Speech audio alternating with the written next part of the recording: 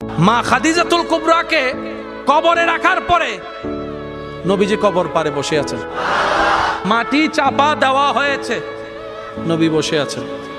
সাহাবায়ে কেরাম বলে, ইয়া রাসূলুল্লাহ, অনেকক্ষণ হয়েছে, এবার আসেন ঘরে।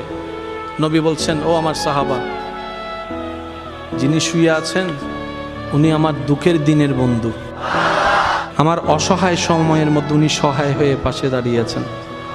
সবাই যখন আমার উপর আঘাত করছে, এই আঘাতের রক্তটা উনি মুছিয়ে দিয়েছেন, উনি আমার জন্য একটা শক্তি হয়ে দাঁড়িয়েছেন।